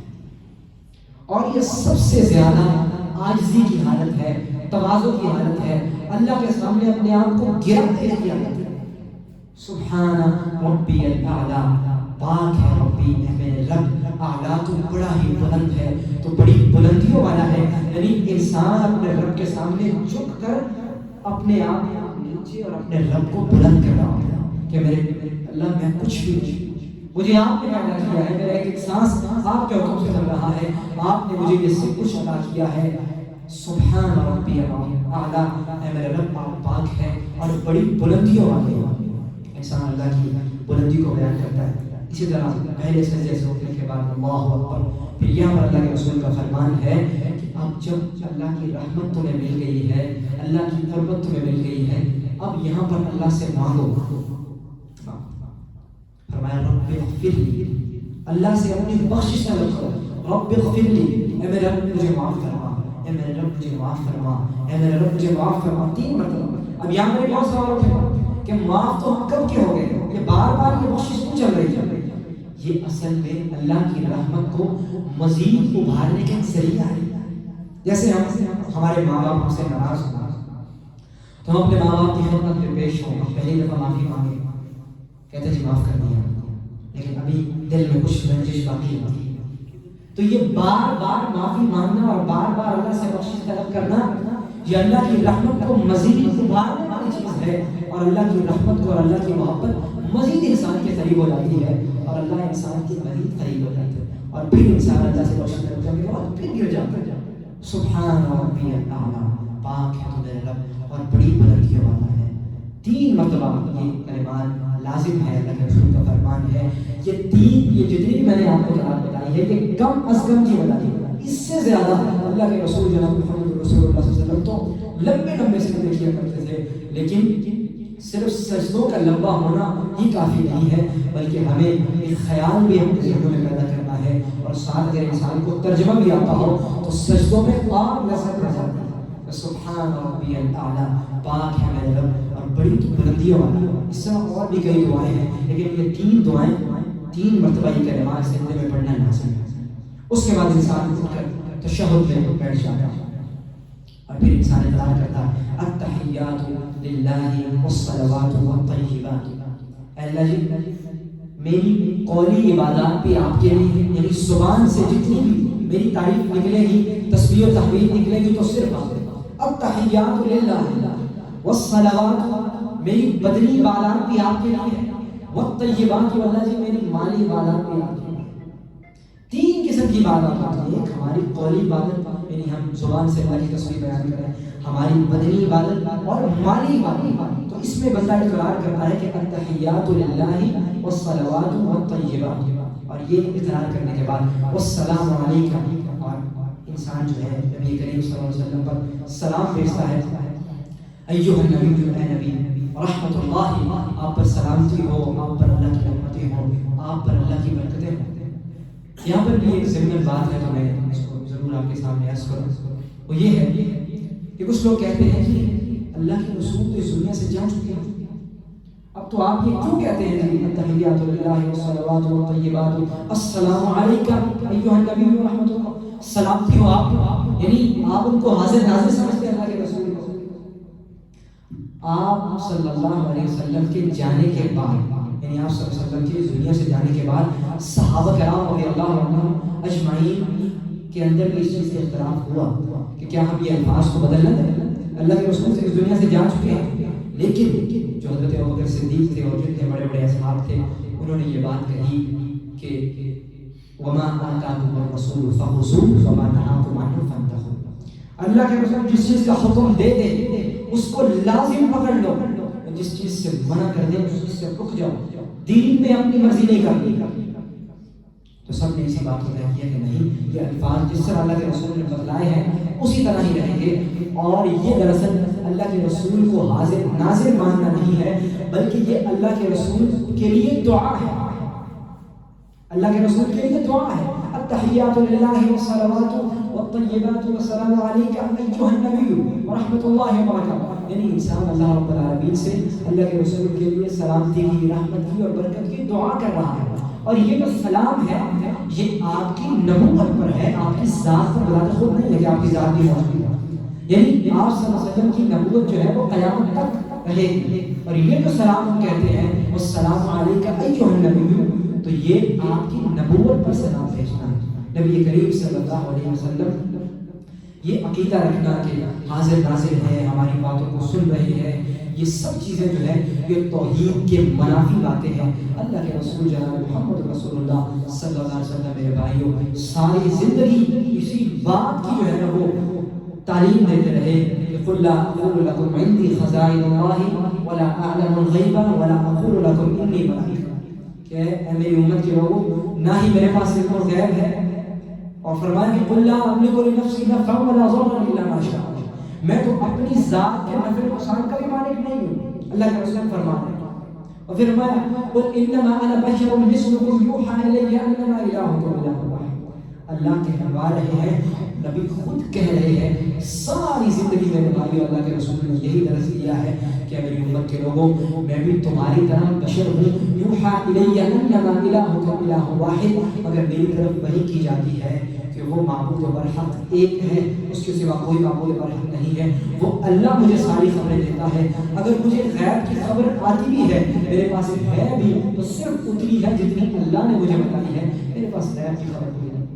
تو ضمن یہ بات آئی تو یہ میں نے آپ کے سامنے عرض کر دی کہ اللہ کے رسول کو حاضر ناظر ماننا اور ان سے جو ہے ان کو پکارنا. اور ہمارے یہاں عموماً یا رسول اللہ کے الفاظ بھی بولے جاتے ہیں، اور یہ یعنی پکارنے کے ندا کے اندر. تو یہ اللہ کے رسول جناب محمد رسول اللہ صلی اللہ علیہ وسلم نے اس چیز سے ہمیں منع کیا ہے کہ ہم اس طرح کے الفاظ بولیں کہ ان سے اللہ کے رسول کا حاضر ناظر ہونا ثابت ہو. بلکہ یہ حق جو ہے یہ اللہ رب العالمین کا حق ہے کہ اللہ ہی ہے جو ہر وقت انسان کے قریب بھی ہے، انسان کی بات کو سن رہا ہے، ہر وقت دیکھ بھی رہا ہے. اللہ کے سوا کوئی کسی کو بھی اللہ نے یہ شرف نہیں دیا. اور جتنے بھی انبیاء جتنے بھی انبیاء کا یہی مقصد تھا، وَلَقَدْ بَعَثْنَا فِي كُلِّ أُمَّةٍ رَسُولًا أَنِ اعْبُدُوا اللَّهَ وَاجْتَنِبُوا الطَّاغُوتَ۔ تمام انبیاء اسی چیز کا درس دیتے رہے کہ اللہ کی عبادت کرو، اللہ کے سوا کوئی معبود برحق نہیں، وہ اکیلا وحدہ لا شریک ہے۔ تمام کے تمام اختیارات صرف اسی کے ہاتھ میں ہیں۔ انبیاء بھی اس کے سامنے محتاج ہیں، اولیاء بھی اس کے سامنے محتاج ہیں، تمام کی تمام ہستیاں اسی کے سامنے محتاج ہیں۔ وہ اللہ سب کا خالق ہے، سب کا مالک ہے، سب کا حاجت روا اور مشکل کشا ہے۔ تو تمام انبیاء نے اس چیز کا درس دیا ہے۔ اللہ رب العالمین ہمیں اس پر گامزن رہنے کی اور ہمیں کامل ایمان کی اللہ رب العالمین اس پر توفیق دے۔ تو یہ انسان اقرار کرتا ہے اور اللہ کے رسول کے لیے دعا بھی کرتا ہے۔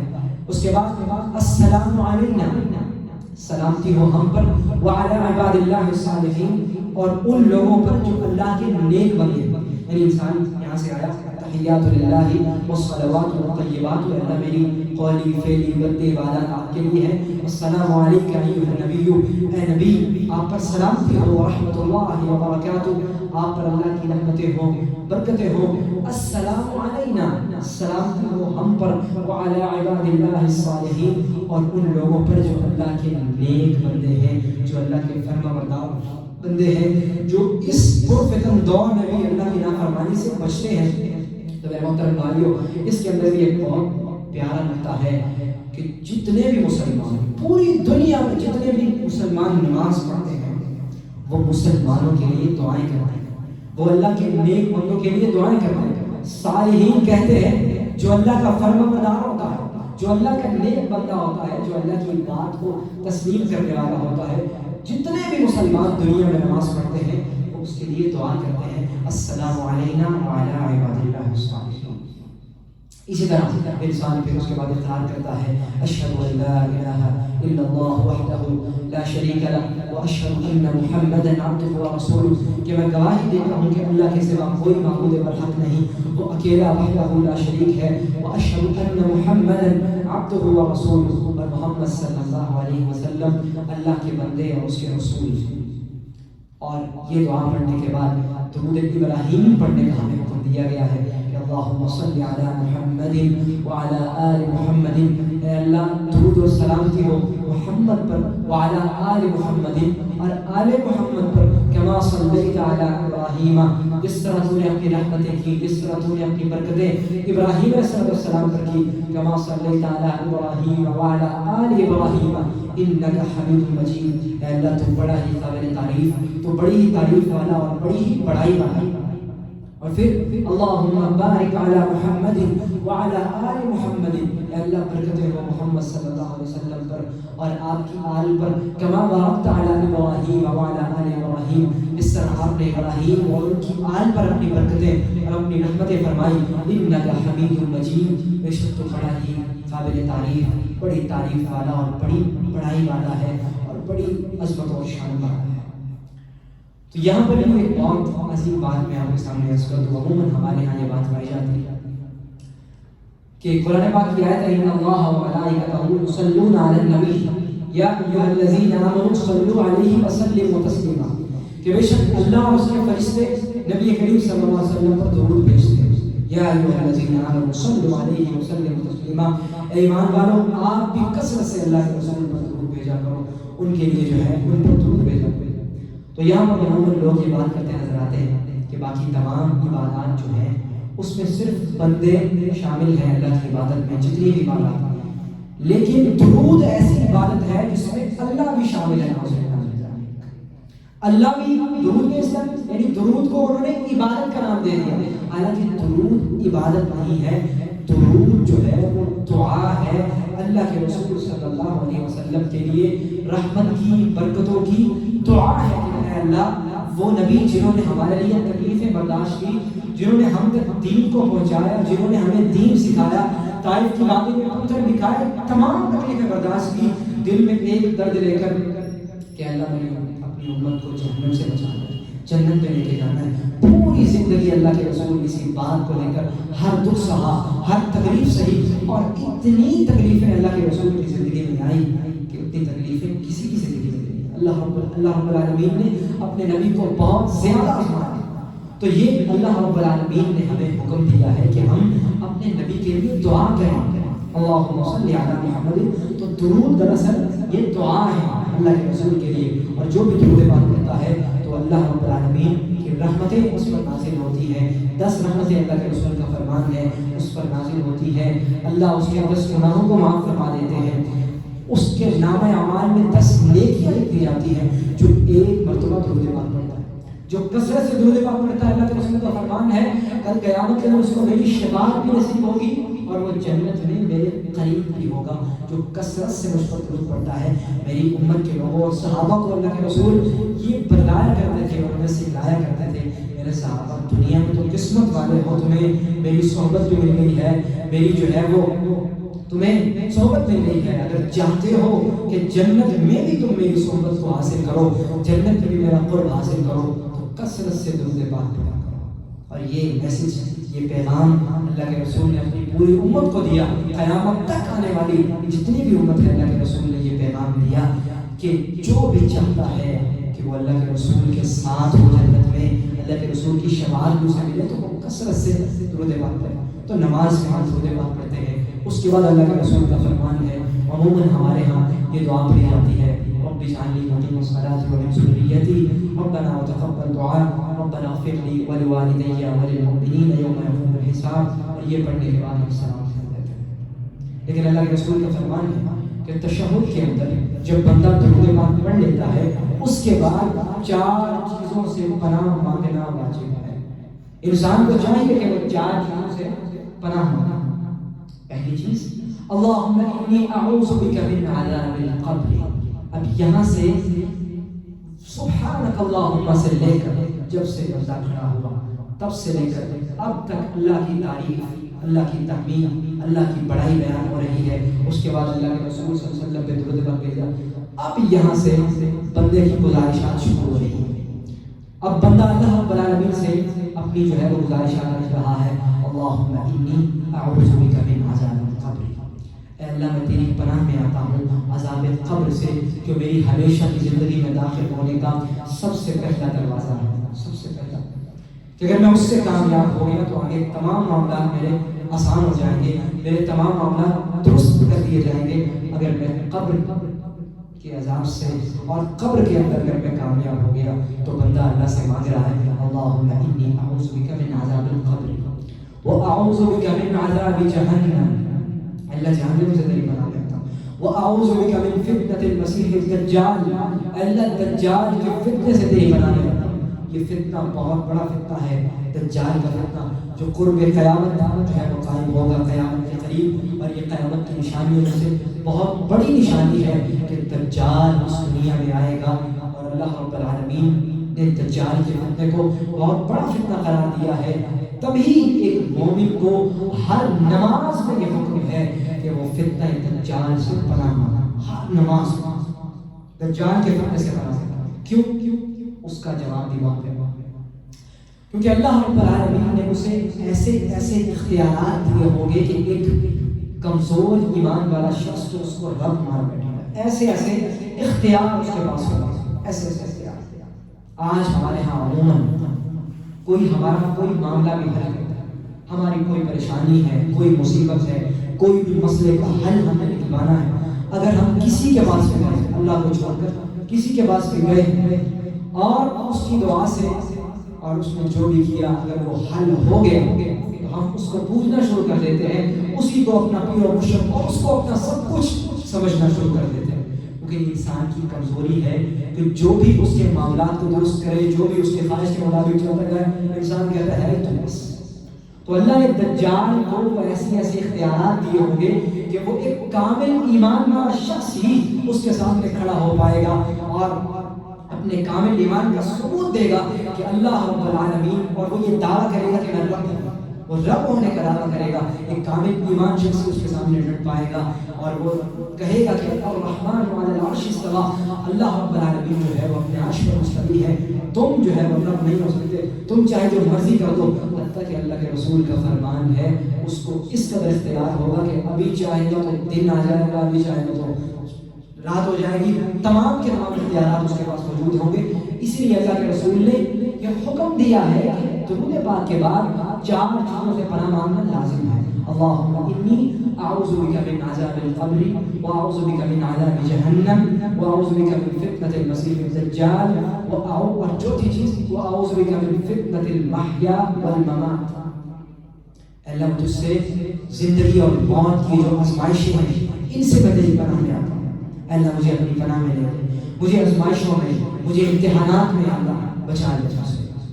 تو انسان ان چار چیزوں سے پناہ مانگتا ہے اور اللہ کے رسول کا حکم ہے کہ یہ ہم مانگے. اور اس کے بعد اللہم انی اعوذ بک من المأثم والمغرم کہ اللہ میں چھوٹے بڑے تمام گناہوں سے میں تیری پناہ میں آتا ہوں. اور اس کے بعد فرمایا بہت عظیم دعا جو حضرت ابوبکر صدیق رضی اللہ عنہ اللہ کے رسول کے بعد تشریف لائے اور کہنے لگے اللہ کے رسول آپ نے حکم دیا ہے کہ چار چیزیں, یہ چار چیزوں سے پناہ مانگنا ہمارے اوپر لازم ہے, یہ دعائیں پڑھنا ہے. اس کے بعد اللہ کے رسول کا فرمان ہے آپ کوئی دعا بھی اللہ سے کرنا چاہتے ہیں کریں, آپ کچھ بھی اللہ سے مانگنا چاہتے ہیں تشہد میں بیٹھ کر آپ اللہ سے مانگے.